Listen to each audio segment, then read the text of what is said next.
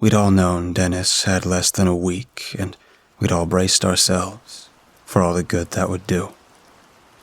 This was going to tear us apart and leave a ragged, gaping hole in all of our lives. But that would be it. It would fit within our understanding of things, and we could all assume he went wherever we thought people go. That would have been so much easier, so much less troubling than what actually happened. Dennis had been diagnosed with cancer a couple of days after his 10th birthday, and it was all downhill from there. There was never an upswing, never an opportunity for surgery. All the scans showed the same thing. The oily black webs have grown larger and denser. The fact that we were twins and had looked identical right up to when he started chemo just made it worse. There I was, right beside him, a perfect image of what he used to be before his hair fell out and his color drained and his cheeks sunk down into his skull. An emaciated ghost constantly contrasted with what he should be. And then, finally, the doctor shut the case, snuffed out the last wisps of hope. Dennis will most likely not last more than 4 days, a week at most. So we'd all set up camp in his musty room at the hospital. The walls were freckled in pea green. The only light slanted in from between the shutters, glaring bars stretching out across the floor to end just short of Dennis's bed. The staff managed to bring in another, simpler bed for me, and my parents slept in old wicker chairs. Dennis looked really bad at this stage. You could just well see his skull. We all wanted to talk to him, to make the most of whatever time was left, but he slept for most of the day, and when he woke up, there'd just be silence. Nobody knew what to say. There were no right words, and there was this underlying fear that the moment anybody interacted with the situation, they'd somehow make it real and it would hit everyone. The first sound would knock us all off the tightrope, and we'd fall into tears and chaos, and we wouldn't be able to pick ourselves back up. So there was silence. My parents occasionally forced smiles that never made it to their eyes. The third day was when it finally happened, when the steady beeping of the heart monitor started to break down into frantic electronic wails, and Dennis began to shake feebly as a dry, cracking sound rose up from his mouth. My parents exploded out of their chairs, my mother heading straight to Dennis, grabbing his shoulders and pleading at him to stop it and be all right. My father was at the room door, screaming down the hallways for help. The doctors and nurses at the hospital had changed lately. They'd started treating Dennis differently. Before, the resuscitations were always these frantic, desperate efforts, like 100-meter sprints. There was a desperate desire to succeed in every single moment. Now it was different, more like a steady jog. These were people who were going through the motions, ticking off things they were meant to try from little checklists in their minds. I don't think it would have made a difference either way. The cancer had finally tipped over, and his system just couldn't shoulder it anymore. They called it and left, offering their condolences and saying they'd take away the body when we were ready. The door clicked shut behind us. Me, Mom, Dad, and Dennis's corpse. We all inched closer, up to the side of his bed, and just looked. My mother cracked, breaking into great howling tears. My father pulled her close, trying to keep it together, but losing it in his own way. No sobs from him, just the occasional tear running down his face and sharp breaths bursting through his clenched teeth. I was just quietly staring at Dennis's face. We all stood there for a long time. I finally realized that this wasn't just one thing. This wasn't just a single event. For the first time, my mind started running away with itself and unfolding all the endless implications of this. Every one of them causing my gut to sink and for me to miss him so much, even though he'd just been here. I was never going to talk to him again. He was never going to laugh at me again. We were never eating dinner again. We were never going to school together again. We were never going to be in the same class in the school again, or talk during classes at school again. It just kept going and going as I realized that this wasn't just one person I'd lost. I'd lost a million things. Something that was meant to be this constant presence was gone, and nothing would ever be as good as it should be again. Everything I was going to do would be soured by the certainty that I wouldn't be doing it with him, or that I wouldn't be able to tell him about it later. It had only ever been a childish assumption that any of that would happen. I was the first to see his lips quiver. "Mom, Dad, his lips are moving." My parents froze, still clasping against each other, my mother curled over and supported by my father. We looked down as his lips continued to quiver. My parents went quiet again. They must have been trying to hold back hope, assuming it was some kind of nervous tic. But it kept going. Then finally, in a dusty, hoarse voice, so faint it was like you were hearing it in the wind, he said my name. "Harry." My father sprinted across the room, yelling for the nurses to come back. My mother was clutching her mouth and stumbling back from the bed. The workers tumbled back in and went through the checklist and shocked him with the defibrillators a few times and reached their verdict. "We're sorry. He's still dead." But I heard him talk," said my father in a small, pleading voice. "Look, it could have been gas escaping." "But," said my father, before a tiny, scraping sound cut through the room. Everyone turned towards its source. It was coming from Dennis, halfway between a sigh and a croak. "Harry, it's all so dark, so cold, so dark, and it's pulling me down, pulling at my insides and taking me down." A moment later, nurses started on their rounds again, but this wasn't some perfunctory run through the checklist. You could see it in their faces and how hurried their movements were. They didn't know what was happening. They weren't even sure they were doing the right thing. They moved on to the defibrillator again, sending crashing waves of power down through Dennis's chest before listening with a stethoscope. "Doesn't make sense. It doesn't make sense," one was mumbling. After 10 minutes, they all just stepped back. They'd run the checklists out. Nothing had happened. "What's happening?" my mother screamed. One of the men, a doctor, I think, answered. "Nothing is happening. We tried and pumped in oxygen, and it does nothing. There's no pulse, and we can't induce one for more than a second or two. The body temperature's down 3 degrees. He's deceased." "But we heard him," I said. "I know, but he's dead." The dry grating came again, and everyone shut up. "Please, Harry, where are you?" I walked over to his side. I wasn't relieved he was talking. I was only afraid.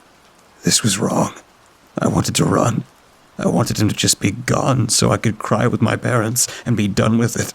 But I kept walking and put my hand on his bony, cold, and clearly dead hand.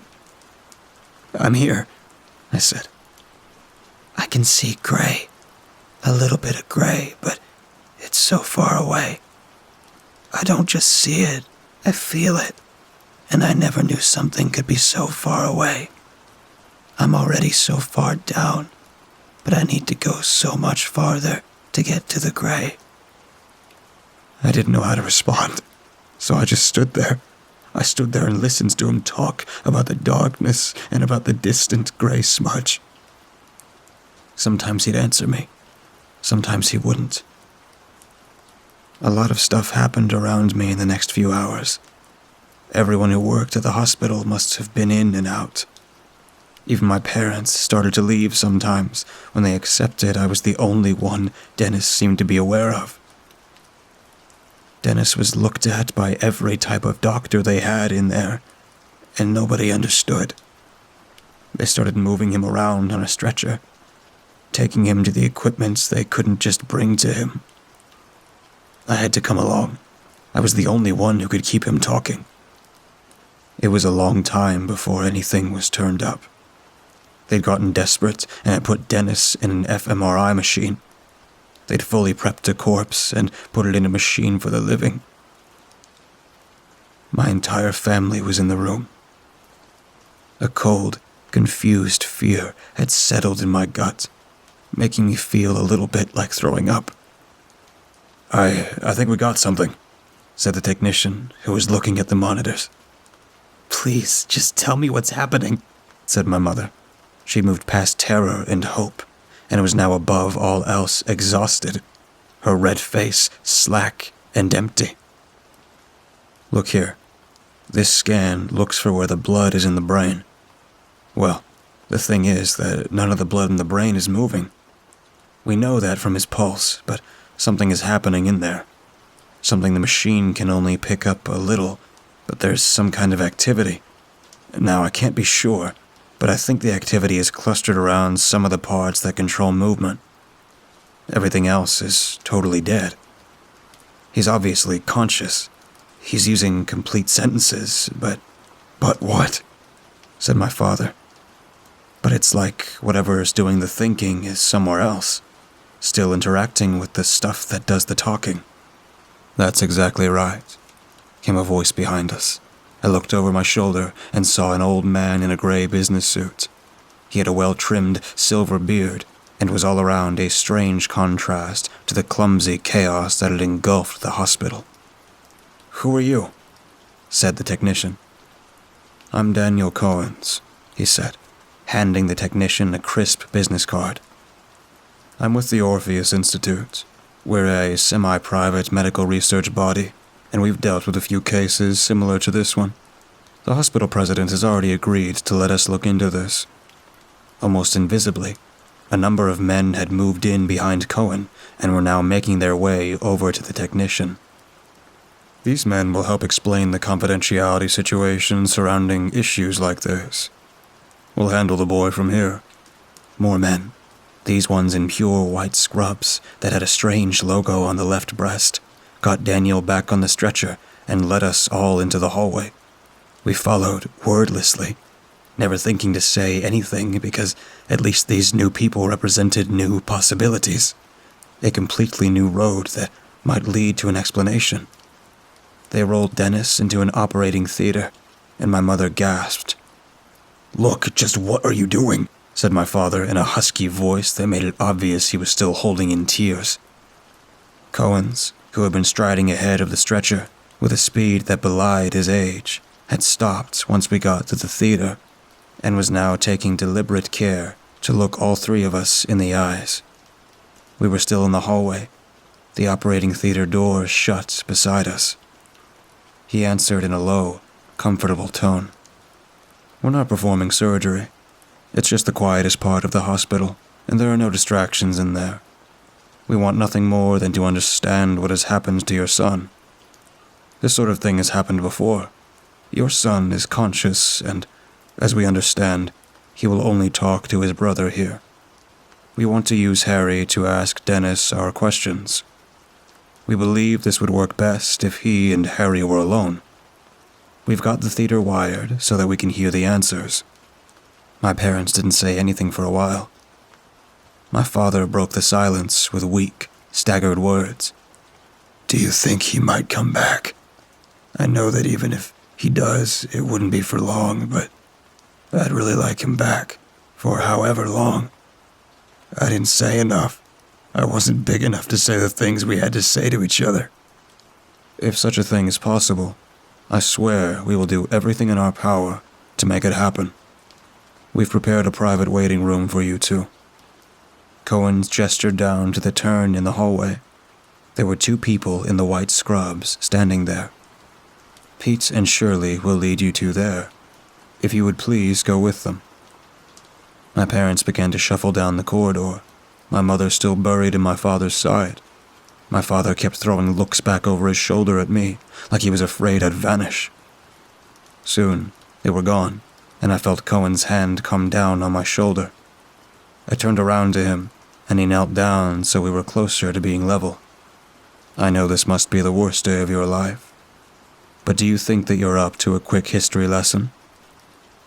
I couldn't bring myself to answer properly, but some curiosity managed to rise through the delirium and shock, and I nodded. Cohen's smiled. One of the most significant moments of human history was the moon landing, and it's not even the fact itself that makes it so important. It's that we had contact with them the whole time they were up there. They were sending radio signals back to Earth and could be talked to. Do you think the moon landing would be what it was if we didn't have that kind of connection to our men as they strode the unsettling and inhospitable surface of a planet we were never meant to have knowledge of? What if they'd just gone up and never came back? What if we knew for sure that they got there but had no signals for them? I was still quite out of it, so I couldn't say I was properly digesting all of this.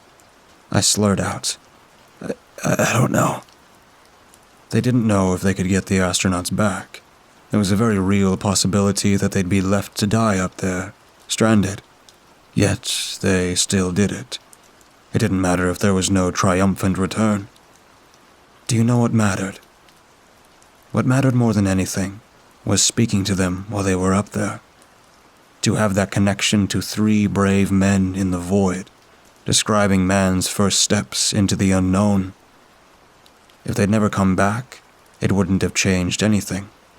As long as we, down here, for however long, had men up there, men to describe the soil, men to explain the feeling of being so light, men to tell us what the Earth looked like, cut in half by the lunar horizon, men to teach us about a new world. His hand tightened on my shoulder. None of it would have been possible without the people in Houston, without the men who talked to the astronauts, kept them focused, made sure we got the information we needed. Harry, we believe Dennis is in a very strange place that humanity would do well to learn about. You are Houston. Your brother is an astronaut. He pulled a laminate sheet out from under his lapel. Here's a sheet with some topics you should focus on and questions you should ask. This should help you get the most useful and needed information. But the most important thing is to keep him talking. Stop talking for 5 seconds, and you could lose him. I accepted the card, having given up on reaching a decent understanding of the situation. He ushered me into the operating theater and shut the door behind me. I was alone. The only sound an almost inaudible ringing that emanated from the mass of stainless steel racks and implements, and the cold, sturdy operating table Dennis was lying on. I approached the table and, in need of any source of guidance, I looked at the laminated sheet.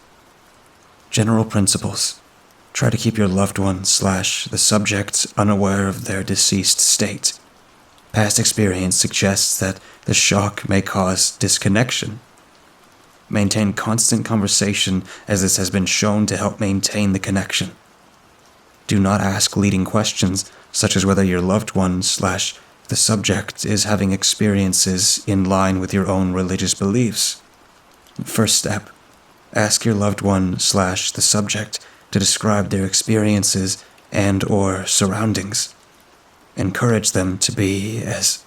A gasp pulled my attention away from the sheet. "Harry," Dennis said. "Yes, it's me," I answered, grabbing his hand. There was now no doubt that he really was dead.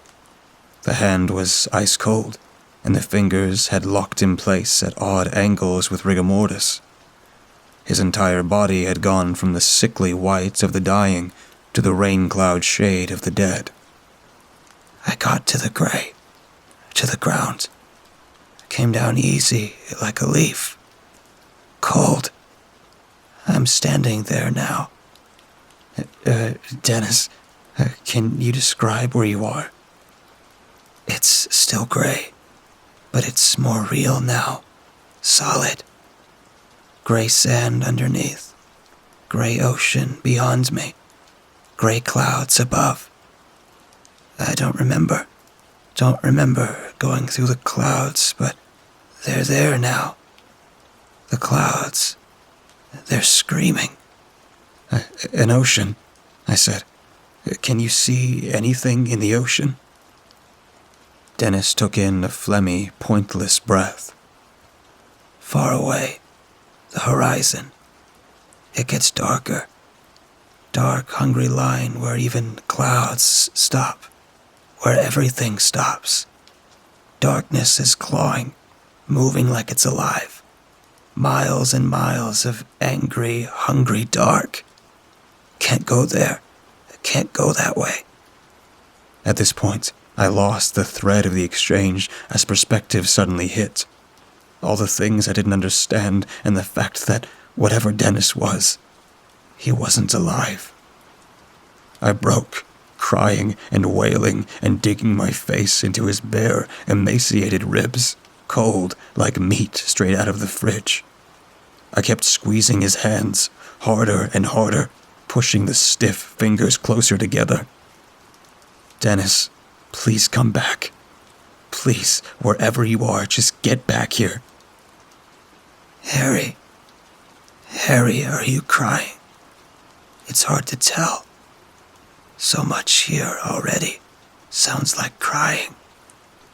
His words struck me deep enough to make my sobs catch in my throat. And I just started looking at him again, settling back to my previous catatonic distance from whatever was happening. I can't come back. No getting back. Like spilling something on the ground. No getting it all back inside and right again. It took a few seconds to force myself to accept this, but I carried on, hoping that maybe I could steer him towards some sign that he was wrong. What's in the other direction? Away from the ocean? That's the way I have to go. If I try and swim, the darkness will tear me up, shred away everything until only my pain is left, and it'll toss that into the clouds. Into the clouds, and I'll scream. Dennis, tell me what's in the other direction. Just sand. Just the sand. The gray sand. On and on. Not many bad things to see yet. There'll be more when I get where I'm going. I'm going to start walking now, Harry. Where are you meant to be going? I said. I started digging my nails anxiously into my forearm. There was something nauseating, dreadfully true about everything he was saying. It was like the first time he learned the world is round. It was like the first time you learn the world is round, and it feels weird for a second. But soon you get used to the idea, and you see it's the truth. That's the big secret, and it doesn't matter how flat the ground feels. It doesn't matter how little sense it makes. It's true. And he just kept talking. I can see another person. Can you talk to them? I said, trying to keep my voice steady, feeling like I shouldn't be the one who couldn't keep it together. I suppose I could, but I can't. What do you mean? It's just not a talking kind of place. We're supposed to have done all our talking before we came here. Now we should just keep quiet. But you're talking to me, Dennis. But my voice isn't here. My voice is all the way up there, with you. Dennis, I said, now squeezing my eyes to force the tears back in. Dennis, please tell me what's happening. I think I'm finally dead. And what's happening now is what happens next. The thing that was always going to be happening next. It feels right, in a scary way. It's been expecting me for so long, since before I was even a fuzzy little thing that might happen. Since before our parents and their parents, and so far back it's been expecting me. Please stop talking like that. You don't talk like that. You never have. Sorry. You just sort of see things different here. Some things you know without ever being told. Some things you forget. I couldn't think of anything to say, and started to worry, remembering that if I left the pauses too long, he could stop answering. "Hey," said Dennis, and the edges of his mouth strained out, awkwardly imitating a smile. "I see a few more people, and they're all naked, but really naked. Their clothes are off, and they're all gray and wrinkly, but that's not it. You can kind of see inside them, like all the walls have fallen down, and you can see who they are, all their thoughts and feelings, just kind of hanging around them like ghosts. It's like someone's pulling the clothes off their whole past. They're so naked, Harry." He made a light, coughing sound that was meant to be a laugh. "That's really scary." "Oh, I thought you might have thought it was funny." "I don't think we're going to laugh at the same stuff anymore. I think you're different now." "I guess that makes sense." "So, what are all the people doing?" "Most of them are moving. Same direction as me. Towards the center." "The center of what?" "It's just called the center. The center of this place. And maybe the center of everything." "But why?" I said, starting to lose control. "Why do you have to go?" "I don't have to. Nobody has to. Just like you don't have to shake someone's hand when they put it out, or answer them when they talk to you. But it feels wrong not to. It's what you're meant to do, and there's not any other good options. You don't want to stand still." "What happens when you stand still?" "Depends. A few days ago, I passed this woman." "A few days?" I said, gripping the cold steel of the operating table as I was filled with an eerie sense of vertigo. "You haven't been dead for even a day?" "I passed here a few days ago," he said, carrying on like he hadn't heard me. "She didn't reach the center. She just sat down, started going her own way. She's pulled one side of her ribcage out, and it's all stretched, spreading up to her left so high, stretching out the arm, grabbing its corner. Most of her skin started to get hard and flaky, like old wood or crumbling stone. I can see herself, a musician, liked music, kind of thought of her life like a song. Sometimes it'd repeat itself, some bad notes here and there, but it was pulling itself together. She was reaching the chorus, and it ended. And it was over so fast, and she can't accept it. She's picked this sharp rock off the ground, and she's scraping it past her ribs like a huge harp or something angry, trying to make music to keep the song going, but it's an awful sound, sawing bone, and it's never going to replace what should have come next. She's already grown into the ground. She's going to be here forever, trying to make music she missed out on." There was nothing to say to that, so I just went quiet for a while, assuming he'd keep talking. He didn't. Dennis. No answer. A terrified jolt ran through me, and I started slamming my fist on his chest. "Dennis, come back! Dennis!" A growl tore out of his mouth, and his frame thrashed upwards, causing me to jump back and tumble down onto the floor, smashing into surgical shelves and causing gleaming surgical instruments to rain down around me. I didn't have time to think before I'd forced myself up again and bent over the operating table to stare desperately into my brother's eyes. I took his hand again, squeezing it as hard as I could. Harry, he said, and relief flooded through me. it's been so long. So long. It's been years. What? I've been walking for years. Years and years, and it keeps getting worse. It hasn't been a day. It's been so many years, and everything keeps getting worse. What? What's worse? It gets worse closer to the center. There's so many people now. Thousands, tens of thousands, and they're all walking to the center. But what's so terrible?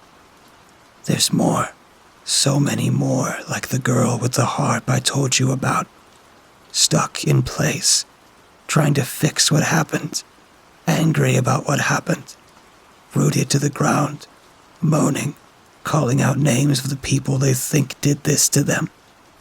Sometimes a few join up, and when they get all hard and crackly like old statues, they start to grow together, start to feel each other's pain.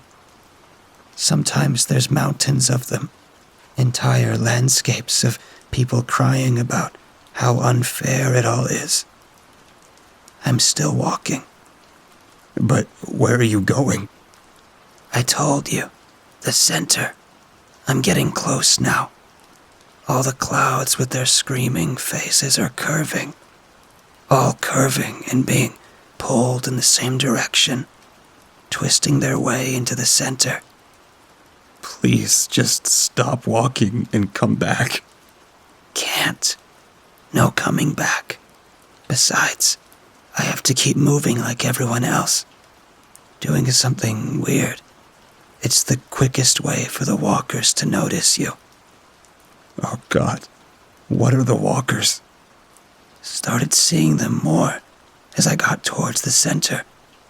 They're all over the place now. They're these things, walk around on 3 legs like stilts, covered in sharp, black shells like thorns. Remember the aquarium? They're kind of like those urchins we saw at the aquarium. But the top part, the main part, it's more exact, kind of arty, like a sculptor designed the shape. Reminds me of some kind of chess piece. When they notice you, they come over you, toppling towards you, but never falling over on those long legs. Spindly. Yeah, is that what you said? They're spindly legs. And they stop right over you. You're just between their legs, and you see the holes underneath their main bits. And the tendrils come out. Red, windy tendrils with these itchy hairs come down, and they start curling and swinging all around you. You almost don't mind at first because they're red. You've been seeing nothing but gray and black for years, and the tendrils are red, and it's beautiful. But then they touch you. They touch, and it's awful. Every bad thing you've ever felt, every bad thing that ever happens to you starts bubbling up to the surface, drowning you. All the pain that ever went into you rises, up and out, and the walkers feed on it. They lick it with their tendrils. They love the taste of all the things that shouldn't have happened. They love to taste the misery. Even they get full and move on, and you get up and keep walking. Jesus, Dennis. It's fine. They're bad, but you get a sense of perspective here. Sure, they're scary for you, but they're nothing next to the center. They're bottom feeders, moss that grew on the outskirts. If they're really like sea urchins, then the center must be like a shark, or a whale, or some huge thing right at the bottom of the sea that's too big to come up near the surface. You've never said things like that before. I don't know how to describe it. When you're here, stuff just breaks down a little, and you don't always need to have learned a word to know it. This place is less obsessed with causes, and 2 + 2 = 4. Its job isn't to make sense. But what is its job? I don't know. Maybe I'll find out at the center. He went quiet again, and this time I wasn't sure I wanted to stop him drifting off. I wasn't sure I wanted to hear any more of this, but regardless of what I wanted, another groaning sound creeped out of his mouth, and he was back. Shit, I see it now. I see the center. His hand began to close, slowly but inevitably around mine, overcoming the rigor mortis to press in on my fingers like an iron vice. I kept trying to get out, almost yanking off the table, but I couldn't even budge inside the agonizing grip. It's inside. Inside this huge thing, like a beehive, floating above the ground. It's gray, too gray, and covered with streaks and ridges, like it used to be liquid and hardened, or like made of webs or something. So big, Harry. I've never seen anything like it. All the clouds are swirling down into the hole at the top of it, still screaming. Hundreds of holes, messy, ragged holes, pitch black on the inside. It's bigger than cities, Harry, and everyone's heading towards it. Thousands and thousands swarming under it, pushing against each other to climb the bridges, messy bridges from the ground right up to the holes, right into the pitch black. The center's in there. Harry, I'm here. Please, I said, whimpering with the pain in my hand. You can't go in. There's nothing good in that place. I knew this as a fact, not just because of the description, but as a gut feeling. I knew that what he was talking about was real and fundamental, and important. As important a part of our existence as the sun and the moon and birth, but bad somehow, dripping with wrongness to its core. Where else is there to go? I'm at one of the bridges. Please, you could come back. No, that'd be like going back into the womb. Can't be done. This is what's next. Oh. What? Why? Oh God, I'm starting to feel something. I think the center's doing it. I'm getting bitter. Every mean, spiteful, everything angry thing in me. It's swelling, spreading out and smothering the rest of me. I'm so mad, Harry. I'm getting so much smaller, and my hate is getting so much bigger. His hand tightened, and I screamed. Why was it me? Why was it me and not you? What did you do that I didn't? What did I do that you didn't? I'm sorry, I said, fully in tears. His voice had changed. It was still quiet, but it was rabid. Each word growled and soaked with vitriol. I hate you. Do you know that? Still able to stand, still able to run, still able to breathe. I hate you. I was hurting all the time, and you just stood there, feeling sorry for me. You couldn't feel any of it, just wanting to see me die so you can go off and do everything I never would. I was yelling and screaming for someone to come in and help. I'd almost pulled Dennis off the table, his torso hanging over the side, held straight by whatever force was allowing him to squeeze his hand. In all this, his eyes were still as dead as they'd always been. And then he went limp. His hand let go. His back sagged, and he crashed to the floor. He'd broken 3 of my fingers, but shock was keeping it distant. I threw myself down onto my knees to see his face, slapping it and looking for any sign he was still there. He gasped again, fainter than ever now. Oh no. Oh Jesus. I'm inside. And it's so much worse than I thought. It's beyond worse. It's so far past the worst I thought something could be. Please, Dennis, listen to me. Please tell me what's happening. It's the center. It's so big. Big and floating above me. It's so much bigger than the hive, so much bigger than what's inside the hole. Inside is so much bigger. It's so big. It's gray, too. Always gray. Gray and cracked like stone all over endless miles of it. His voice had changed. It was whiny and small and afraid. It's hurting me, Harry. It's hurting me much more than I've ever been hurt, and it hasn't even noticed me. Please. The man told me you need to describe it. He said if you keep talking, you might stay. So big, he said, his voice wobbling and breaking like he was crying. Its fingers are bigger than skyscrapers, and it has so many fingers, millions, and ribs. The body is all ribs, or are they just figures all folded up? I don't know, but there are so many and so big, Harry. And the masks, Jesus, the masks. What masks? The masks. Its face is bigger than countries, all different. Some of the eyes are perfect circles. Others have huge pointy holes where the mouths should be. Some are blank, and some have 8 eye holes, and some look like human faces. Like perfect human faces with deep, dark hole eyes, all of them. The inside of all of them is so dark, a living dark, a pulsing dark, pushing all together.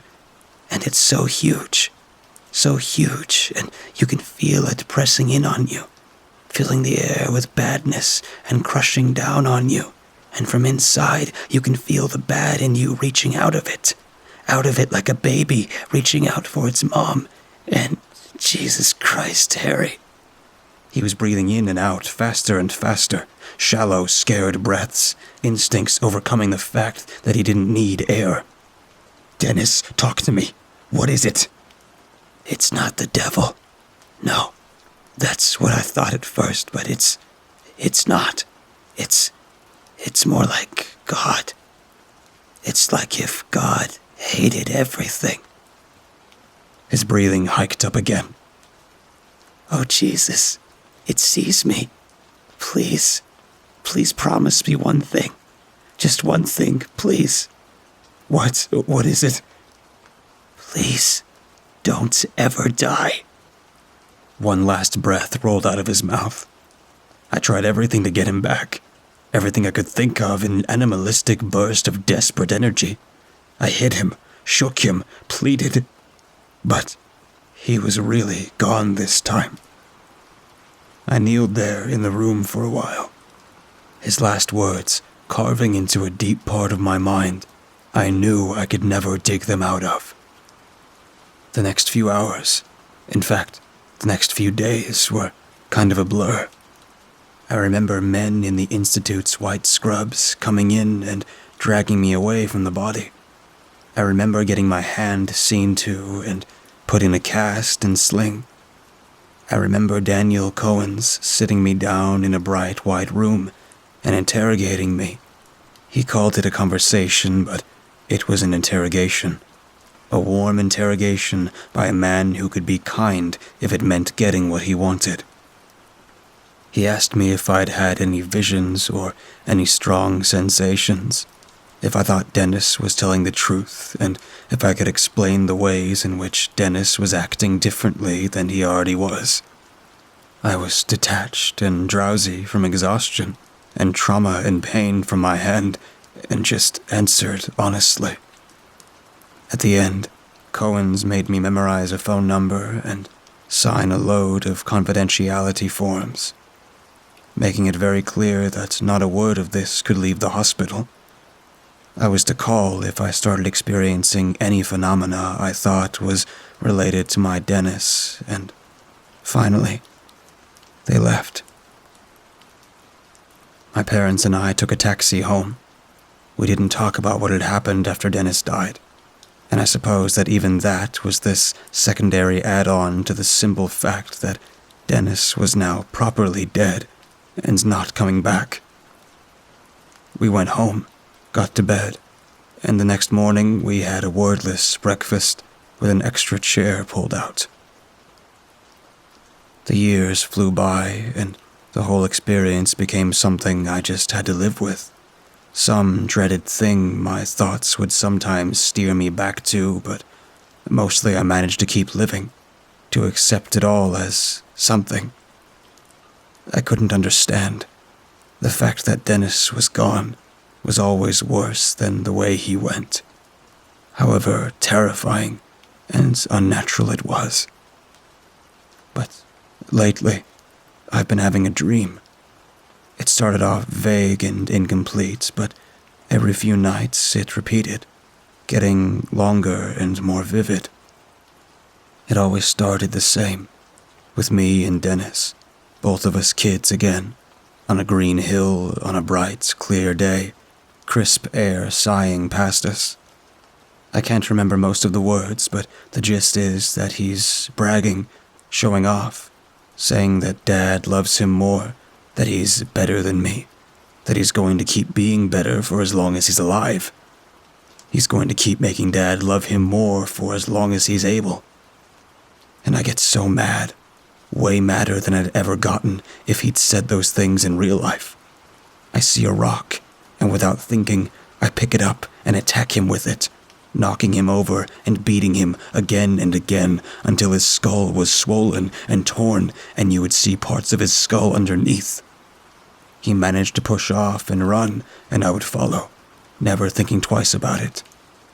I chase him so far until finally he runs into a pass between two mountains in a long, dark range that I somehow never see until that point. The range extends to either side, seemingly forever, and the sky above it is saturated with heavy, dark clouds. It's like Mordor or something. I always stop running at this point, knowing that I've chased him far enough. The job is done.